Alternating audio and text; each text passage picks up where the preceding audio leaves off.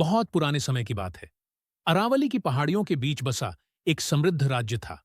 उस राज्य पर राजा उदय सिंह का शासन था। कहा जाता है कि उनके राज्य में धरती उपजाऊ थी, नदियां निर्मल बहती थीं और प्रजा चैन की नींद सोती थी। राजा उदय सिंह न्यायप्रिय थे और प्रजा को अपनी संतान समान मानते थे। उनका एक पुत्र था, राजकुमार उदयन, जो रूपवान, बुद्धिमान और दयालु हृदय का था। उसे राजसी घमंड छू भी नहीं गया था। उसी राज्य में कुम्हारों की एक छोटी सी बस्ती थी। वहां एक वृद्ध कुम्हारिन रहती थी, जो मिट्टी से सुंदर बर्तन बनाती थी। लोग कहते थे कि उसके हाथों में जादू है। साधारण मिट्टी भी उसके स्पर्श से बोल उठती है। कुम्हारिन की एक बेटी थी, जिसका नाम सावित्री था।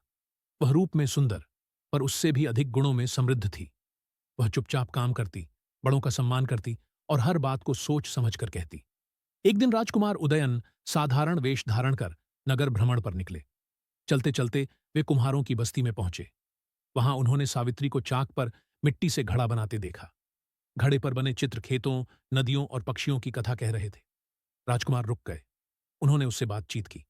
सावित्री के शब्द सीधे थे, पर उनमें जीवन का गहरा ज्ञान छिपा था। राजकुमार का मन उसके विचारों से प्रभावित हो गया। इसके बाद राजकुमार अक्सर उस बस्ती में आने लगे। धीरे धीरे उन्हें समझ आया कि सच्चा सौंदर्य महलों की दीवारों में नहीं, बल्कि सरल जीवन और सच्चे विचारों में बसता है। उन्होंने अपने मन की बात राजा उदय सिंह को बताई। राजा ने सावित्री को दरबार में बुलाया। उन्होंने उससे राज्य, समाज और जीवन पर प्रश्न किए। सावित्री ने विनम्रता से उत्तर दिए, जिनमें बुद्धि और करुणा झलकती थी। राजा उदय सिंह समझ गए कि यह कन्या साधारण नहीं है।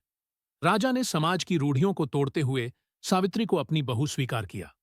इस विवाह से पूरा राज्य आनंदित हो गया। लोगों ने जाना कि मनुष्य की पहचान उसके जन्म से नहीं, उसके गुणों से होती है।